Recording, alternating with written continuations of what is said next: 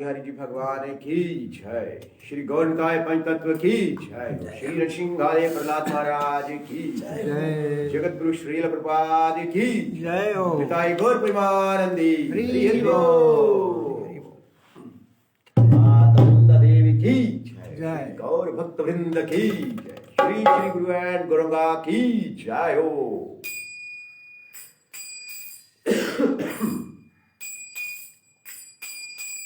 जय राधा माधव जय कुंज बिहारी। जय राधा माधव जय कुंज बिहारी। जय राधा माधव जय कुंज बिहारी।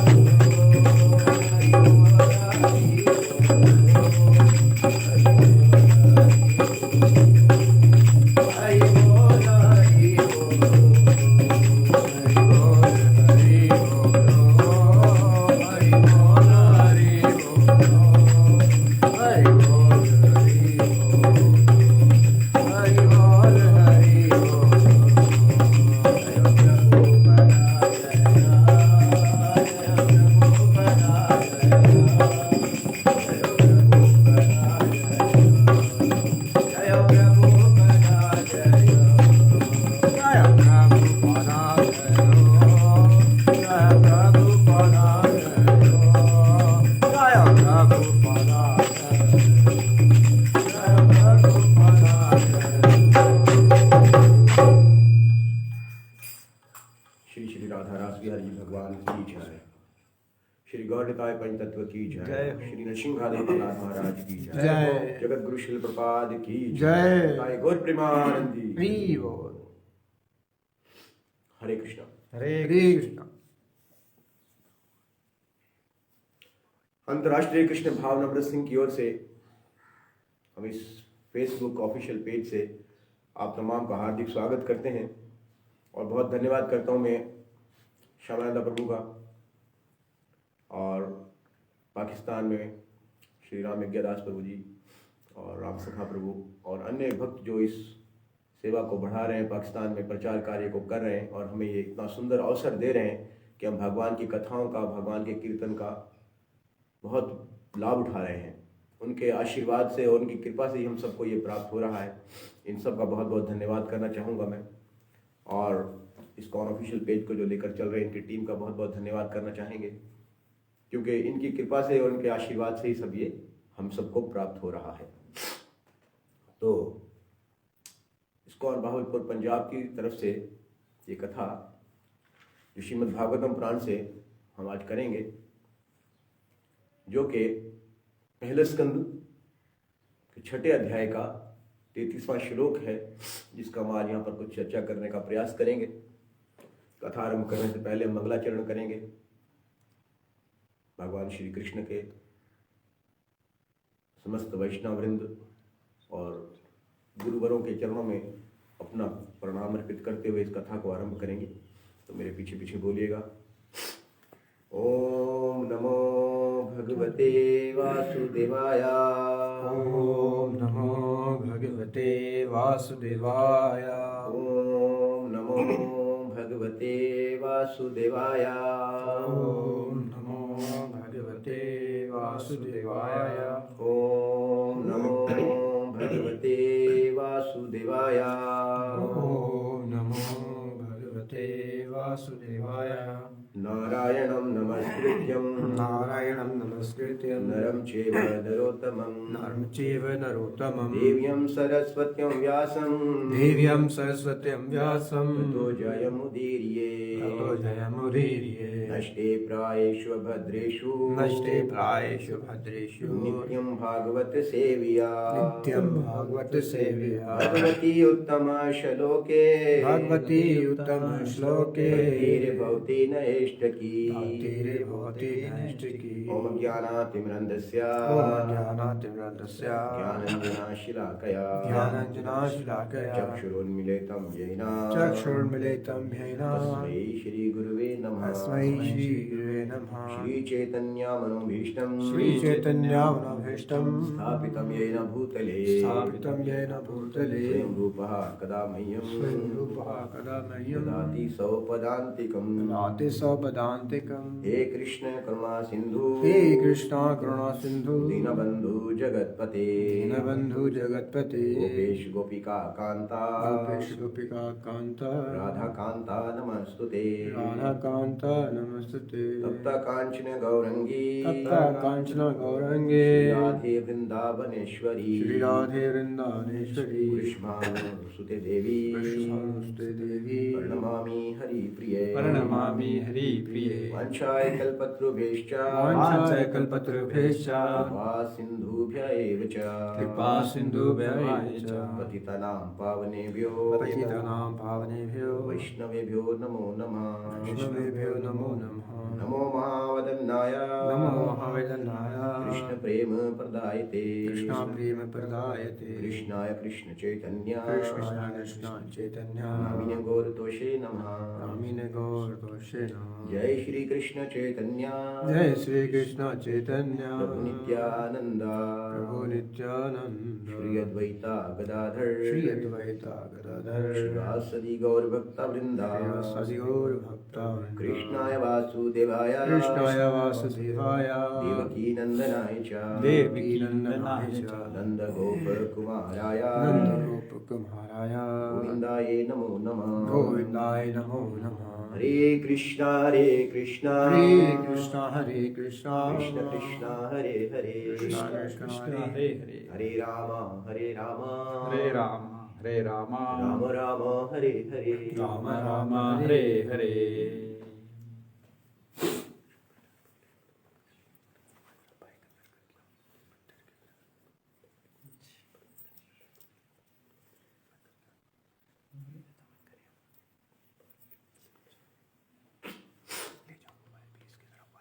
हरे कृष्णा। हे कृष्ण। पुनः आपका एक बार फिर स्वागत है इस भागवत कथा में। श्रीमद् भागवत महापुराण समस्त वेद शास्त्रों का सार,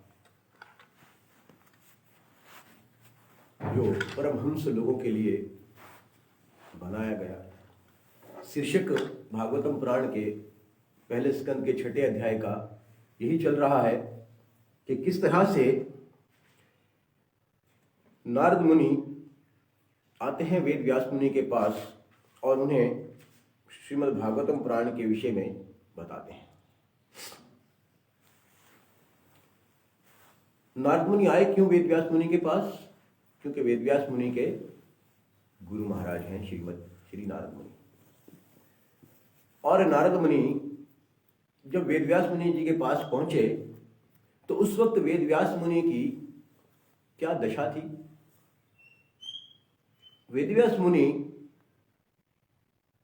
इतने ग्रंथों को लिख चुके थे कलयुग वासियों के लिए, क्योंकि भगवान और भगवान के भक्त सदैव ही दूसरे जीवों के लिए चिंतित रहते हैं कि दूसरे जीवों का, जो बद्ध जीव हैं, उनका किस तरह से कल्याण किया जाए, उनका किस तरह से उद्धार किया जाए। इसी तरह वेद व्यास मुनि भी दूसरे जीवों के लिए चिंता में थे कि कलयुग आने वाला है और कलयुग के जो लोग हैं उनका इतना स्मृति नहीं होगी, इतनी आयु नहीं होगी, इतना सौभाग्य नहीं होगा, जैसे इसी भागवतम पुराण में बताते हैं कलयुग के लक्षणों के विषय में। प्रायण आयुष्य सभ्य कलो अस्मिन युगे जना मंद सुमंद मत्यो मंद भाग्य ही उपद्रता। तो ना ही हमारी आयु बड़ी है जो इतने वेद शास्त्रों को पढ़ सकें, और ना ही हमारा इतना सौभाग्य है कि हमें वो चीज मिल पाए जो हमें भगवान के धाम तक पहुंचा सके। और दूसरा, हमारी रुचि भी नहीं है और हमारी स्मृति इतनी नहीं है कि हम एक बार सुनकर उसको याद रख सकें। इसी चीज को देखकर ही वेदव्यास मुनि ने हम सब जीवों के कल्याण के लिए अनेकों शास्त्रों का निर्माण किया, जो लिपिबद्ध किए। शास्त्र पहले थे, वेद थे सब, लेकिन वो स्मृति में थे। ये लिपिबद्ध जो पुस्तक की सूरत में हमें जो प्राप्त हुए हैं, वे वेद व्यास मुनि की कृपा से हम तक पहुंचे। आज हम देखते हैं कि अगर हम कोई चीज सुनते हैं या पढ़ते हैं तो कितनी देर तक याद रख पाते हैं उसको? कुछ क्षणों तक। कुछ ज्यादा ही गहराई से पढ़ते हैं तो कुछ दिनों तक, लेकिन फिर आहिस्ता आहिस्ता वो हम भूल जाते हैं।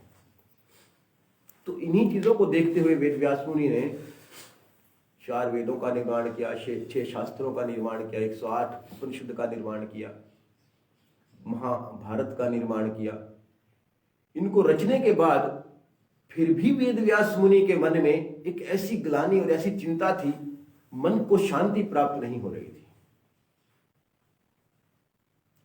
और जब इस चिंता में थे तब जो है नारद मुनि का आगमन होता है उनकी कुटिया में।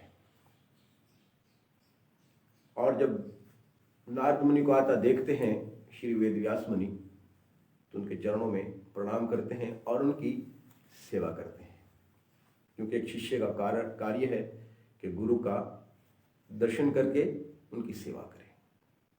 इसी तरह नारद मुनि की वेद व्यास मुनि ने सेवा की, और सेवा करने के बाद अपनी जो दशा थी, अपनी जो चिंता थी, उसको व्यक्त किया।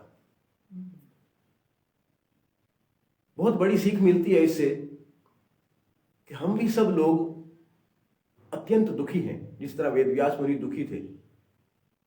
फर्क इतना है कि हम सब लोग जो दुखी हैं अपने लिए दुखी हैं, लेकिन वेद व्यास मुनि हम सबके लिए दुखी थे। और जब हमारे पास कोई चिंता हो, परेशानी हो, दुखी हो, तो क्या करना चाहिए? अपनी चिंता का खुद से समाधान करने का उपाय नहीं सोचना चाहिए।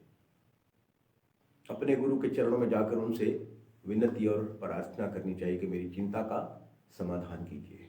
जिस तरह वेद व्यास मुनि श्री नारद मुनि के पास जाकर एक प्रार्थना करते हैं। कि मैं बहुत चिंता में हूं, मुझे इतना कुछ लिखने के बाद भी संतुष्टि प्राप्त नहीं हो रही है, मेरा मन व्याकुल है।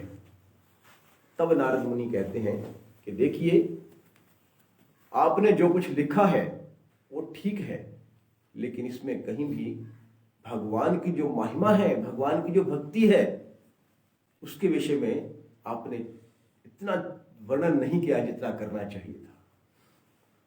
तब वहां पर श्री नारद मुनि श्री वेद व्यास मुनि को श्रीमद् भागवतम पुराण का निर्माण करने का कहते हैं, और अपने चरित्र से कैसे मैंने भगवान के विषय में सुनकर, भगवान की लीलाओं का वर्णन कर कर सुनकर, इनको महान साधुओं से ग्रहण करके और उन महान साधुओं की, वेदांतियों की सेवा करने से किस तरह मेरे जीवन में सब परिवर्तन आया है, और मैं किस तरह नारद बना हूं। आज मैं जो नारद हूं वो किस तरह इस पदवी को प्राप्त किया है। आज भगवान के धाम में किसी भी वक्त, किसी भी समय, कहीं भी मैं जा सकता हूं, किसी भी लोक में बगैर वीजे, बगैर पासपोर्ट, बगैर टिकट के जा सकता हूं। ये सब किस तरह प्राप्त हुआ है? केवल भगवान के विषय में सुनने से और वेदांतियों, भगवान के महान भक्तों की सेवा करने से मुझे ये सब प्राप्त हुआ है। अपने जीवन का चरित्र बताते हैं, किस तरह मैं पहले एक दासी का पुत्र था और मेरी माता जी किस तरह एक सेवा किया करती थी जो चतुर्मास में आने वाले महात्माओं की, और मैं भी उनके साथ उन महात्माओं के पास बैठा करता था। मेरी माता रसोई बनाती थी, सेवा करती थी, लेकिन मैं उन वेदांतियों के पास, उन महात्माओं के पास बैठकर सुनता था। क्या सुनता था? वो जो चर्चा करते थे। महात्मा क्या चर्चा करते हैं? महात्मा चर्चा करते हैं भगवान की कथा के विषय में, भगवान की महिमा के विषय में, भगवान के गुणों के विषय में, भगवान के रूप के विषय में, भगवान के नाम के विषय में, इस चीज की चर्चा करते हैं महात्मा। इन्हीं को महात्मा कहते हैं। तो उन महात्माओं से मैंने सुनकर इस नारद की पदवी को प्राप्त किया है। किस तरह मैं नारद बना? उन महात्माओं से भगवान के विषय में सुनकर। अपने जीवन का चरित्र, इतिहास बताते हुए नारद मुनि वेदव्यास मुनि को बताते कि भगवान की भक्ति की, भगवान के गुणों की, भगवान की लीलाओं की ये महात्मा है, महिमा है।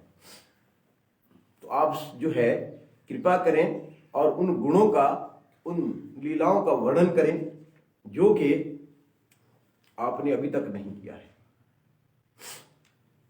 उन लीलाओं को करने से, उनका गुणगान करने से, उनका वर्णन करने से क्या होगा? ये आज का श्लोक है। हमारा जो श्लोक है आज का, श्रीमद् भागवतम महापुराण, पहला स्कंद, अध्याय 6, श्लोक क्रमांक 33। तो आज हम उसका पहले आवृत्ति करते हैं, तो मेरे पीछे बोलिएगा। पर गायता सुवर्याणी तीरथ पाद प्रियाशर्वा आहोत एवमे शीघ्रं दर्शनं याति चेतसी पर गायता सुवर्याणी तीरथ पाद प्रियाशर्वा आहोत एव मे शीघ्रं दर्शनं याति चेतसी पर गायता सुवर्याणी तीरथ पाद प्रियाशर्वा आहोत एव मे शीघ्रं दर्शनं याति चेतसी पर गायता सुवर्याणी तीरथ पाद प्रियाशर्वा आहोत एव मे शीघ्रं दर्शनं याति चेतसी। इसका शब्दार्थ करेंगे। पर गायता, इस तरह गाते हुए, सवर्याणी, अपनी लीलाएं, तीरथ पाद, भगवान के चरण कमल, हमेशा तमाम तीर्थों का उद्गम स्थान है। हमेशा तमाम तीर्थों का उद्गम स्थान है। प्रिया शर्वाणी, प्रिया श्रवाणी, सुनने में खुशगवार, सुनने में खुशगवार, आहोत, आहोत, बुलाया गया, बुलाया गया, एवं गोया, गोया, मैं मुझको शीघ्रम, जल्दी ही, जल्द ही, दर्शनम, दर्शन, याति, जाहिर होते हैं, चेतसी, दिल के मकाम पर। अनुवाद एवं तात्पर्य परम पूज्य कृष्ण कृपा मूर्ति अभय चरण अरविंद भक्ति वेदांत महाराज जगतगुरु श्री प्रपाद महाराज द्वारा श्री प्रपाद महाराज की जय। मेरे पीछे दोहराइएगा। जो ही मैं अफजल तरीन भगवान श्री कृष्ण की निहायत ही खुशगवार महिमा और लीलाओं की मुकद्दस सरगर्मियों का कीर्तन करना शुरू करता हूँ, त्यों ही वो मेरे दिल में जाहिर हो जाते हैं कि गोया उनको बुलाया गया हो। और सुनिएगा, जो ही मैं अफजल तरीन भगवान श्री कृष्ण के निहायत ही खुशगवार महिमा और लीलाओं की मुकद्दस सरगर्मियों का कीर्तन करना शुरू करता हूँ, क्यों ही वो मेरे दिल में जाहिर हो जाते हैं कि गोया उनको बुलाया गया हो। तो इस श्लोक में हम देखते हैं कि नारद मुनि कैसे भगवान की लीला और कीर्तन के विषय में बताते हैं कि जैसे ही मैं भगवान श्री कृष्ण की निहायत खुशगवार, भगवान की लीलाएं कैसी हैं? बहुत खुशगवार है, बहुत आनंदमयी हैं। जैसे ही भगवान की लीलाओं का नारद मुनि बताते मैं वर्णन करना शुरू करता हूं, मन में सोचता हूं, उनको गाना शुरू करता हूं, क्यों ही भगवान मेरे हृदय में प्रकट हो जाते हैं। कैसे प्रकट हो जाते हैं? जैसे उनको बुलाया गया हो। हम किसी को बुलाते हैं तो कोई तुरंत हमारे पास आता है। इसी तरह भगवान की लीलाओं को जब हम पढ़ते हैं, सुनते हैं, बोलते हैं, तो भगवान तुरंत हमारे हृदय में प्रकट हो जाते हैं। सही, यही नारद मुनि बता रहे हैं। तो भगवान की लीलाएं, भगवान का रूप और भगवान का नाम भगवान से मुख्तलिफ नहीं है। सही, क्योंकि जो शक्ति भगवान में है वही शक्ति भगवान के नाम में है, भगवान की लीलाओं में है, भगवान के रूप में है। और भगवान सदैव ही अपने नाम के माध्यम से हर जगह प्रकट हो जाते हैं। श्री चैतन्य महाप्रभु अपनी शिक्षा अष्टकम के दूसरे श्लोक में बताते हैं कि भगवान किस तरह से भगवान ने अपने नामों में समस्त शक्ति को भर दिया है। जितनी शक्ति भगवान में है उतनी ही शक्ति भगवान के नाम में है। ऐसा नहीं सोच सकते कि भगवान आएंगे तो हमारी रक्षा होगी, भगवान आएंगे तो हम आनंद को प्राप्त करेंगे, भगवान का साक्षात दर्शन करेंगे तो आनंद को प्राप्त करेंगे। नहीं, भगवान सदैव ही अपने नाम के रूप में विराजमान है। तो जैसे ही कोई भगवान का नाम लेता है तो तुरंत भगवान प्रकट हो जाते हैं। स्मरण न कालहा एतादृशी तव कृपा भगवन ममापि दुर्देव विदृशा इहा जनिना अनुरागहा। भगवान के तो समस्त नामों में उतनी ही शक्ति है जितनी भगवान के नाम में है, भगवान में है। लेकिन यह हमारा दुर्भाग्य है कि मैं इतना कुछ जानकर भी, इतना कुछ समझकर भी भगवान के प्रति, भगवान के नाम के प्रति मुझे कोई अनुराग नहीं हो रहा। हाय रे मेरी दुर्दशा, देखिए कैसी दुर्दशा है। श्री चैतन्य महाप्रभु अपने आप को हम बद्धजीवों के साथ रखकर ये बात कर रहे हैं। महाप्रभु अपने लिए नहीं बोल रहे हैं, महाप्रभु तो साक्षात भगवान है। हम जैसे बद्धजीवों को अपनी जगह रखकर ये बात कर रहे हैं कि हाय रे दुर्देव मेरा, देखिए कितना मेरा दुर्भाग्य है। इतना कुछ भगवान की महिमा के विषय में सुनकर भी, इतना भगवान की लीलाओं को सुनकर भी मेरा दुर्भाग्य देखिए कि भगवान के प्रति मुझे कोई अनुराग नहीं हो रहा है। कितना दुर्भाग्य है मेरा ये। कितना मैं इस कलयुग के पापों से बंधा हुआ हूं कि इतना सुनकर भी भगवान के प्रति मुझे कोई अनुराग नहीं हो रहा। कि नारद मुनि देखिए किस तरह बताते हैं कि जिस तरह ही मैं भगवान के नाम का कीर्तन शुरू करता हूं, भगवान की महिमा को गाना शुरू करता हूं, तुरंत भगवान मेरे हृदय कमल में प्रकट हो जाते हैं कि जैसे उनको बुलाया गया हो।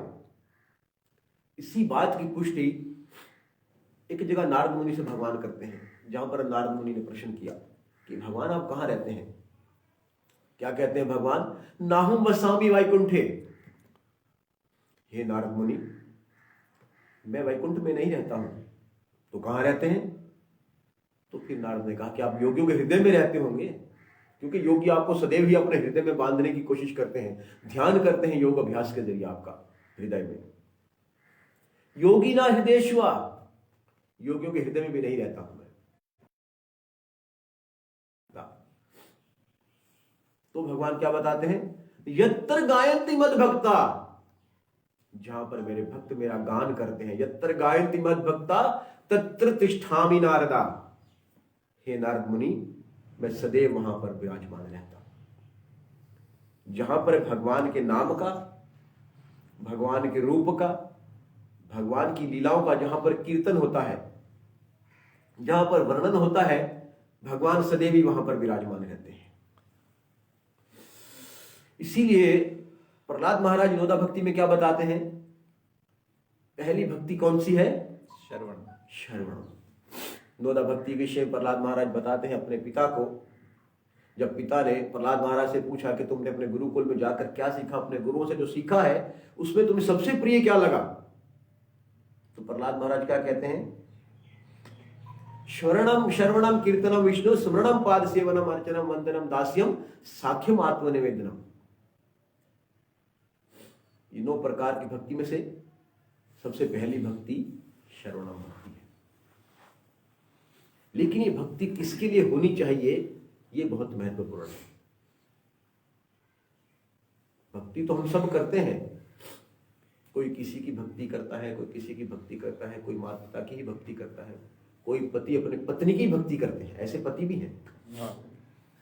तो भक्ति होनी किसके लिए चाहिए, किसको अर्पित होनी चाहिए हमारी भक्ति, तो जिसका हमें लाभ प्राप्त होगा।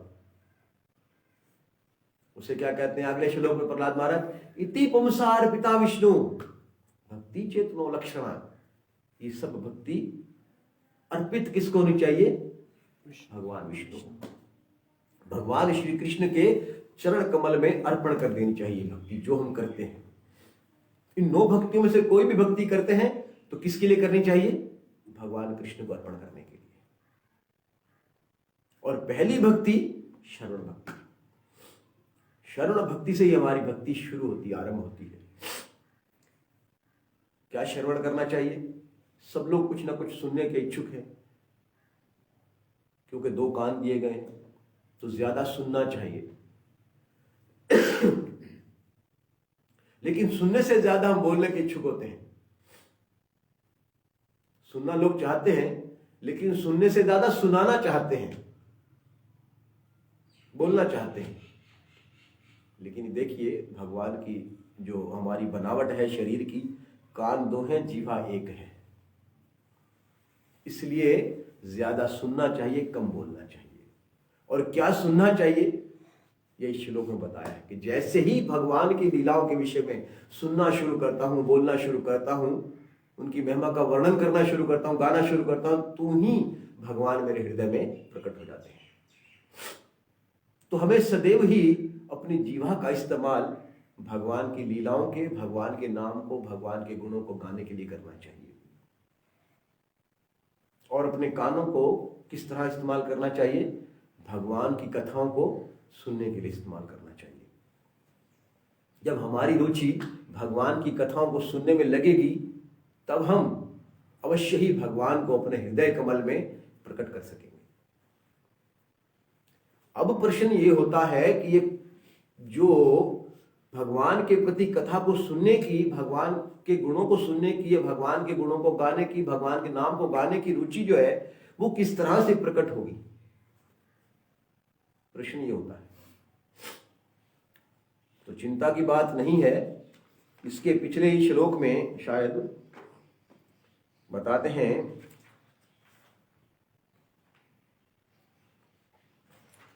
श्लोक है, मैं देख रहा था भागवत पुराण में, किस तरह से भगवान की कथा के प्रति हमें रुचि प्राप्त हो सकती है।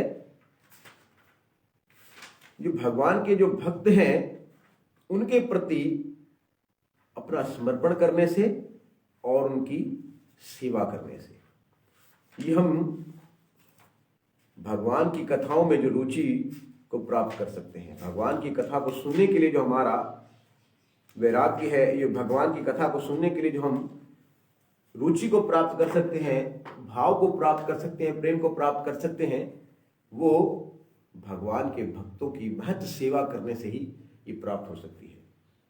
जिस तरह हम नारद मुनि के चरित्र में देखते हैं, क्या देखते हैं, नारद मुनि क्या बताते हैं कि मैंने किस तरह से उन महात्माओं से सुना और उनसे सुनने के बाद ही मुझे ये नारद मुनि की पदवी प्राप्त हुई है। और भगवान की लीलाओं को गाने की, सुनने की, बोलने की जो है वो रुचि प्राप्त हुई है। उनके प्रति लगाव पैदा जो हुआ है वो महत सेवा करने से ही प्राप्त हुआ है। भगवान के भक्तों की सेवा बहुत महत्वपूर्ण है। वही हमें ये आशीर्वाद दे सकते हैं कि हम भगवान की लीलाओं के प्रति हमारा राग बढ़े, उनके प्रति हमारा प्रेम बढ़े। अन्यथा हमारा हृदय इतना मैला हो चुका है, इतना गंदा हो चुका है कि भगवान के प्रति हमारा कोई अनुराग नहीं है। और यहां पर भगवान के चरण कमलों को क्या कहा गया है कि तमाम जो तीर्थ हैं उनके उद्गम स्थान है भगवान के श्री चरण कमल। क्योंकि जितने भी तीर्थ हैं वो सब के सब भगवान के चरण कमल से प्रकट होते हैं। तो जैसे ही हम भगवान श्री कृष्ण के चरण कमलों का आश्रय प्राप्त करते हैं, क्यों ही हम पवित्र हो जाते हैं। क्योंकि तीर्थ का काम क्या होता है, पवित्र करना। और तीर्थ से भी बढ़कर हैं भगवान के भक्त। तीर्थ में जाने से, तीर्थ में गंगा में तो स्नान करने से ही पवित्र होता है। कई बार अगर हम भाव से, मन से, श्रद्धा से अगर गंगा में स्नान करते हैं तो ही हम पवित्र होते हैं। लेकिन भक्तों की क्या महिमा है कि भक्तों का यदि कोई दर्शन ही कर लेता है तो तुरंत पवित्र हो जाता है। भक्तों का दर्शन मात्र करने से हम पवित्र हो सकते हैं।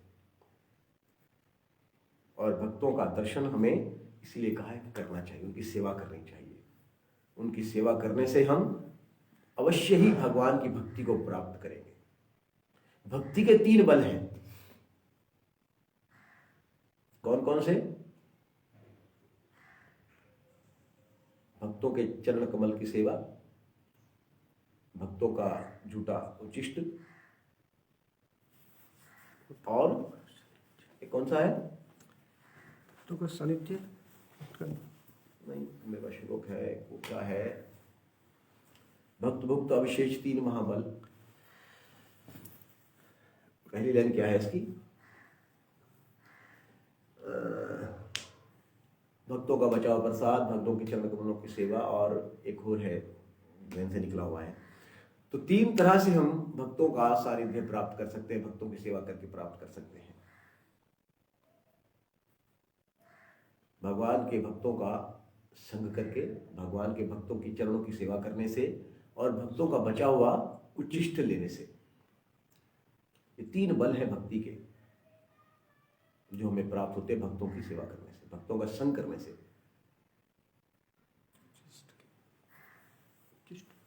उच्चिष्ट होता है भगवान के भक्तों का झूठन। हम लोग क्या करते हैं, भगवान के भक्तों का झूठा प्रसाद ही लेना चाहते हैं। चाहे वो दे ना दे, हम लेना चाहते हैं, छीन भी लेते हैं, बाद का चोरी भी खाते हैं। ये बहुत अच्छा है। भक्तों का झूठा उचिष्ट जो है उसे बहुत बल है। जो महान भक्त हैं भगवान के, उनका झूठन प्रसाद लेने से, जैसे हम नारद मुनि का चरित्र देखते हैं तो क्या करते थे, जो वेदांती महात्मा जो भोजन किया करते थे तो उनका उचिष्ट लिया करते थे, जिसके कारण उनको ये भक्ति का बल प्राप्त हुआ। नारद मुनि को, जिसके कारण वो नारद मुनि की पदवी को प्राप्त हुए। भगवान के महान पार्षद बने, 12 महाजनों में से एक नारद मुनि। उच्चिष्ट का एक शब्द का अर्थ ये उच्चिष्ट है। दूसरा यह है कि जो भक्त बोलते हैं उनकी सेवा करने का अर्थ क्या है? हम कहते हैं कि चरणों को दबाएंगे तो सेवा होगी, वो ठीक है, लेकिन जो भक्त बोलते हैं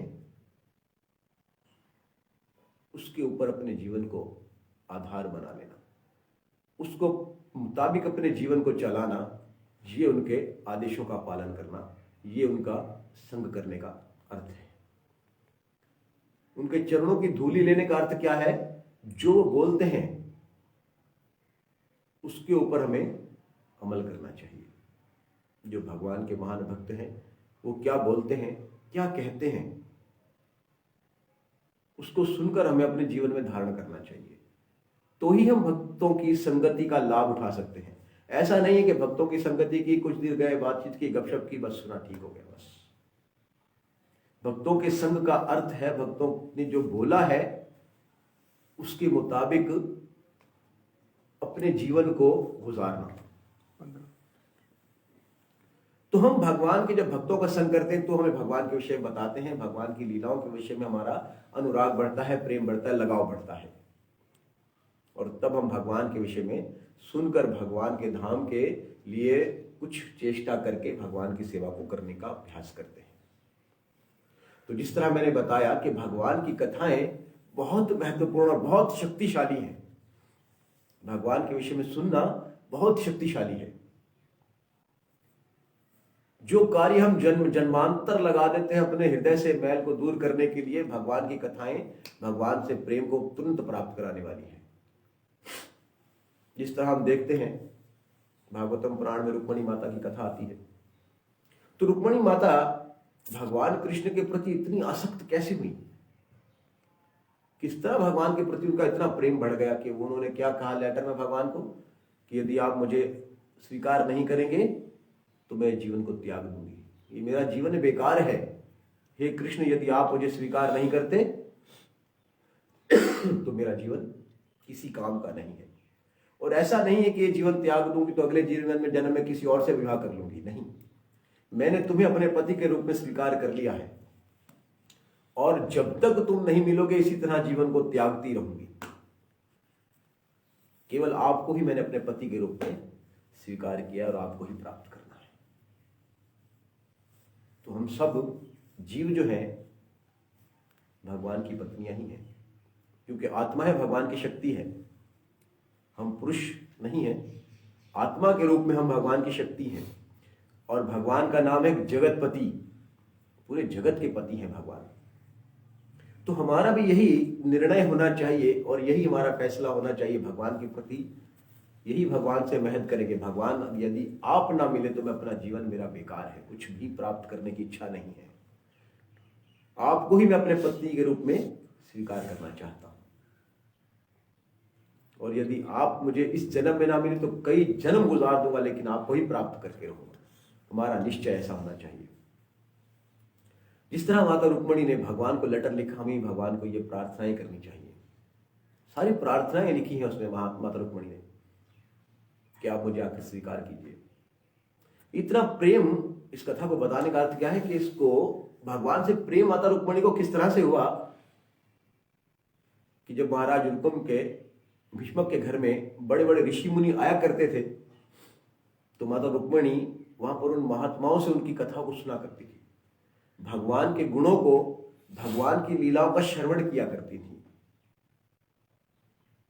जिसके कारण भगवान से इतना अगाढ़ प्रेम हो गया कि कृष्ण के अलावा कुछ नहीं चाहिए। ये कृष्ण की कथाओं को सुनने से ही माता रुक्मणी के मन में इतना गाढ़ प्रेम हुआ।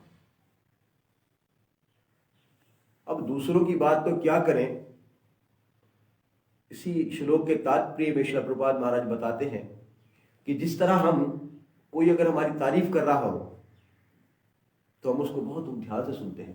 अगर हम जा भी रहे हो रास्ते से तो वो हमारा नाम लेकर भी बोले कि फला व्यक्ति बहुत अच्छा है, कुछ थोड़े हमारे गुणों का वर्णन करने लग जाए तो हम साइड पर होकर सुनने लगते हैं, क्या क्या तारीफ कर रहा है ना, सच बात है। ऐसे ही तो तारीफ को अपनी सुनने के लिए हम रुक जाते हैं, उसके लिए हमारे मन में आदर भाव पैदा हो जाता है, जो हमारा गुणगान कर रहा है, यशोगान कर रहा है। और ये गुण हमें आया कहां से है?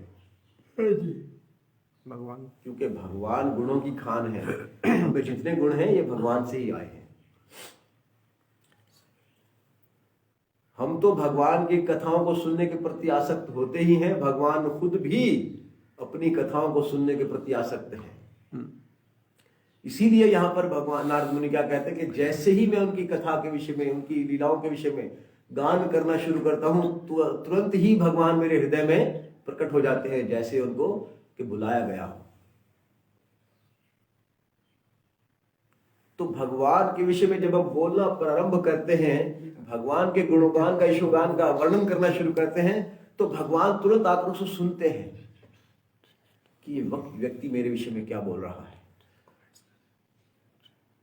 और उस व्यक्ति के प्रति बहुत आदर भाव प्रकट करते हैं भगवान भी। दूसरी भक्ति क्या बताई? कीर्तनम। जो भगवान का कीर्तन करता है, भगवान की कथा का गान करता है, वो भी दूसरी भक्ति है, एक बहुत महत्वपूर्ण भक्ति है। भगवान को अत्यंत प्रिय भक्ति श्रवण कीर्तन, भगवान का कीर्तन करना और भगवान की भक्ति को बोलना, भगवान के गुणों को बोलना, ये भगवान को अत्यंत प्रिय। भगवान कृष्ण इसको सुनने के लिए तुरंत प्रकट हो जाते हैं, लेकिन किस तरह? किसी शुद्ध भक्त से सुनना चाहिए। जैसे श्रील प्रभुपाद महाराज हमें भागवतम के माध्यम से भगवान की अनेकों लीलाओं को, अनेकों महिमाओं को प्रकट करते हैं। तो जैसे ही शुद्ध भक्त इनको भक्ति के, भगवान की लीलाओं को, गुणों को बोलना प्रारंभ करता है, तो ही भगवान तुरंत प्रकट हो जाते हैं। तो हम सबको देखना चाहिए कि शुद्ध भक्त की संगति कैसे प्राप्त हो। श्रील प्रभुपाद महाराज भागवतम के माध्यम से हम सबको ये अवसर प्रदान करते हैं कि हम भगवान के यशोगान को कर सकें। जैसे ही हम भगवान के नाम का, कथा का कीर्तन करते हैं, त्यों ही भगवान हमें आकर सहायता प्रदान करते हैं। हमें इतना बल नहीं, इतनी शक्ति नहीं कि अपने बुद्धि से भगवान के विषय में बोल सकें। ये गुरुवरों का, भगवान का स्वयं का आशीर्वाद होता है, तब हम भगवान के विषय में बोल सकते हैं और भगवान के विषय में श्रवण कर सकते हैं। तो भक्तों की सेवा और भगवान के विषय में गान करना, क्योंकि भगवान का, जैसे मैंने बताया कि भगवान की लीलाओं में, भगवान के नाम में, भगवान के रूप में कोई अंतर नहीं है। स्वयं भगवान ही उस रूप में प्रकट हैं। जैसे ही हम भगवान का नाम लेते हैं कृष्ण, इसका अर्थ है कृष्ण वहां प्रकट है। लेकिन हम अपनी इस दृष्टि से देख नहीं पाते हैं। इसके लिए दृष्टि कौन सी चाहिए? प्रेमांजन छुरित भक्ति विलोचनेना संतेव सदैव हृदयेषु विलोकयन्ति यम श्याम सुंदरम। तो भगवान श्याम सुंदर है, हम इसका दर्शन कैसे कर पाएंगे? भगवान के प्रेम का अंजन आंखों में लगाने से। प्रेमांजन छुरित भक्ति विलोचनेना, जब हमारी आंखों में प्रेम का अंजन लगेगा, तब हम साक्षात भगवान का दर्शन कर पाएंगे। और ये प्रेम का अंजन कैसे लगेगा? जैसे मैंने बताया कि कोई शुद्ध भक्त हम पर आशीर्वाद देता है। जब गुरु का आशीर्वाद प्राप्त होता है, शुद्ध भक्त का आशीर्वाद प्राप्त होता है, भक्तों की संगति प्राप्त होती है, तो हम इस प्रेम अंजन को लगाने के योग्य बनते हैं। भगवान ये लीलाएं करते क्यों हैं? कुछ प्रश्न कर सकते हैं कि जब भगवान इस धराधाम पर थे, तो भगवान का संग जिन्होंने किया वो तो मुक्त हो गए, भगवान का दर्शन किया वो तो आनंदित हो गए। लेकिन आज हमारे पास तो भगवान उपलब्ध नहीं है, प्रकट रूप में नहीं है, तो हमारा उद्धार कैसे होगा? ये भगवान धराधाम पर आते क्यों है अपने गौलोक धाम को छोड़कर? महत्वपूर्ण प्रश्न है। भगवत गीता में तो श्लोक आता है ना, यदा यदा हि धर्मस्य ग्लानिर्भवति भारत अभ्युत्थानं धर्मस्य तदात्मानं सृजाम्यहम् परित्राणाय साधूनां विनाशाय च दुष्टकृतां धर्म संस्थापनार्थाय संभवामि युगे युगे। मैं हर युग में आता हूं धर्म की स्थापना करने के लिए, दुष्टों का नाश करने के लिए, साधुओं का परित्राण करने के लिए। ये ठीक है, लेकिन भगवान हम जैसे बद्ध जीवों के लिए संसार में आते हैं, क्योंकि भगवान इस संसार में आकर जो जो भी लीलाएं करते हैं, भगवान के जाने के बाद जब भगवान इस धराधाम को छोड़कर अपने धाम में चले जाते हैं, तब हम जैसे बद्ध जीव उन कथाओं का श्रवण कर सकें, उन कथाओं का यशोगान कर सकें। इसलिए भगवान इस धराधाम पर आकर ये लीलाएं करते हैं। उनकी लीलाओं को सुनने से, पढ़ने से, बोलने से हम सबका कल्याण होता है। कहे सुनहि अनुमोदन करहि, गोस्वामी तुलसीदास कहते हैं रामचरितमानस में, कहे सुनहि अनुमोदन करहि। भव का जो सागर है ये गौ के बछड़े के समान हम तर जाते हैं।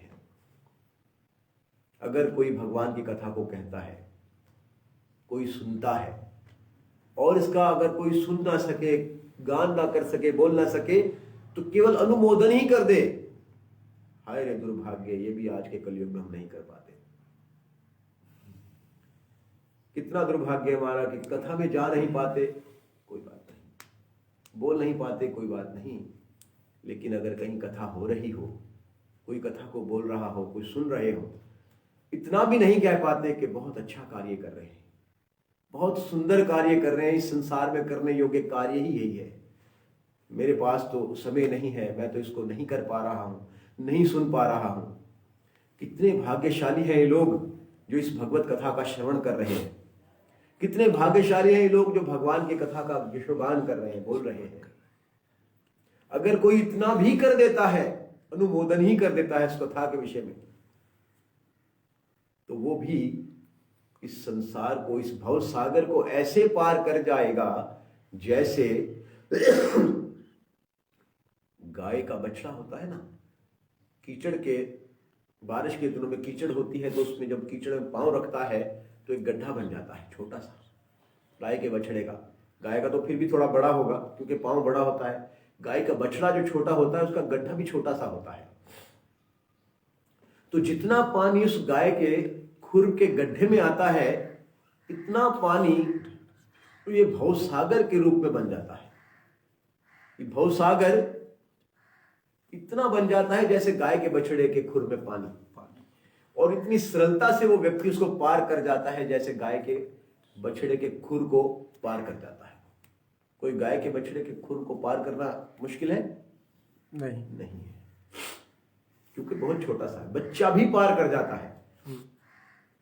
तो जो कथा का अनुमोदन करता है, जो बोलता है, जो इसका श्रवण करता है, वो इस तरह इस भव सागर को पार कर जाएगा कि जिस तरह एक बच्चा गाय के खुर में पानी बनता है, इस तरह उस बच्चा भी उस खुर को पार करने के योग्य बन जाता है। क्योंकि इस संसार में सबसे पवित्र, सबसे महान, सबसे महात्मा जो कार्य है वो भगवान की कथा का वर्णन, भगवान की कथा का यशोगान, भगवान की कथा का श्रवण है। यही हमारे इस कलयुग के दोषों को तुरंत नष्ट करने वाली है। तो हम सबको क्या करना चाहिए? इस कलयुग में इंटरनेट के माध्यम से, वैसे अगर हम नहीं जा सकते तो आज इंटरनेट पे अनेकों कथाएं मौजूद हैं इस्कॉन की, तो हम वहाँ पर इंटरनेट के माध्यम से भी सुन सकते हैं, व्यक्तिगत रूप से भी सुन सकते हैं। पुस्तकों के रूप में भगवान हमारे पास मौजूद हैं, इन पुस्तकों के रूप में हम पढ़ सकते हैं, भक्तों का संग करके भक्तों से सुन सकते हैं। तो कथा जो है हमें हर हाल में सुननी चाहिए और उसका यशोगान करना चाहिए, क्योंकि भगवान सदैव ही वहां पर मौजूद रहते हैं जहां पर भगवान का कीर्तन किया जाता है, हरे कृष्णा कृष्णा कृष्णा कृष्णा हरे हरे, हरे राम राम राम हरे हरे। भगवान सदैव वहां मौजूद रहते हैं जहां पर भगवान की कथा का श्रवण किया जाता है, भगवान की कथा का वर्णन किया जाता है। तो सदैव ही भगवान हमारे पास मौजूद हैं। और जिस तरह भगवान के मौजूद होने पर कोई कष्ट, कोई दुख मौजूद नहीं रह सकता, अज्ञान मौजूद नहीं रह सकता, माया मौजूद नहीं रह सकती, सब कुछ बेहतर अच्छा हो जाता है। इसी तरह हमारा जीवन आज दुखों से भरा हुआ है, चिंताओं से भरा हुआ है, परेशानियों से, टेंशनों से भरा हुआ है। कारण क्या है? कि हमारे जीवन में भगवान नहीं है। अपने जीवन में अगर आप चिंताओं से मुक्ति चाहते हैं, दुखों से मुक्ति चाहते हैं, इस संसार के झमेलों से मुक्ति चाहते हैं, तो अपने जीवन में भगवान को लाइए। भगवान के नाम के रूप में, भगवान के गुणों के रूप में, भगवान की लीलाओं के रूप में। जब हमारे भगवान हमारे जीवन में आते हैं तो सब कुशल मंगल हो जाता है। तो मेरी आपसे हाथ जोड़कर यही प्रार्थना है कि भगवान कृष्ण के विषय में सुनिए, बोलिए और भगवान का अनुमोदन कीजिए, क्योंकि भगवान कृष्ण भी अपनी कथाओं को सुनना चाहते हैं। और किस तरह भगवान ने इन कथाओं का श्रवण किया, आज हम जो देखते हैं भगवान श्री जगन्नाथ का जो रूप है, जगन्नाथ बलदेव सुभद्रा, ये किस तरह रूप प्रकट हुआ भगवान का, ये किस तरह रूप बना है, ये भगवान की कथा सुनने का ही एक विषय है कि भगवान अपनी कथा को सुनते सुनते इस रूप में कैसे प्रकट हुए। कभी अवसर मिला तो इस विषय में चर्चा करेंगे। आज हमारा समय यहाँ पर विराम होता है। आप सबसे हाथ जोड़कर यही प्रार्थना है कि भगवान की कथाओं का श्रवण कीजिए, भगवान के नाम का कीर्तन कीजिए, भगवान के गुणों का वर्णन कीजिए। हरे कृष्णा। मेरे साथ एक बार हम आवाज होकर बोलिए, हरे कृष्णा कृष्णा कृष्णा हरे हरे, हरे राम राम राम हरे हरे। आप तमाम का बहुत बहुत धन्यवाद। आपने 1 घंटा तक मुझे बर्दाश्त किया। कथा में बहुत सी त्रुटियां रही होंगी, बहुत सी गलतियां हुई होंगी, तो आपसे हाथ जोड़कर क्षमा चाहता हूँ। कोई ज्ञान नहीं है, कोई भक्ति नहीं है। जितना भी किया है अपने गुरु महाराज को और प्रभुपाद महाराज को प्रसन्न करने के लिए कर रहा हूँ। यदि कोई मेरी बात आपको अच्छी लगी हो कथा के विषय में, तो अपने जीवन में उतारने की कोशिश कीजिएगा और इसका श्रेय मेरे गुरु महाराज और श्रील प्रभुपाद महाराज को प्रदान कीजिएगा। यदि कोई त्रुटि रही हो, कोई गलती हुई हो, तो अपना बालक समझकर, अपना भाई समझकर क्षमा कीजिएगा। एक बार फिर हम हिज ग्रेस श्यामानंदा दास प्रभु कृष्णदास प्रभु जी का, हिज ग्रेस श्यामानंदा कृष्णदास प्रभु जी, श्री राम यज्ञदास प्रभु जी, राम सखा प्रभु जी और अनेकों भक्त जो पाकिस्तान में इस प्रचार कार्य को बढ़ाने में हमारी सहायता कर रहे हैं, इन सब का हाथ जोड़कर धन्यवाद करते हैं इस भावलपुर पंजाब सेंटर इस्कॉन की तरफ से, क्योंकि हम सब लोग ही एक दूसरे के साथ हाथ से हाथ मिलाकर चलेंगे तो ही कामयाब हो पाएंगे। हम एक दूसरों का सहयोग प्रदान करते रहें, यही आप सब लोग हमें आशीर्वाद दीजिएगा। हरे कृष्ण।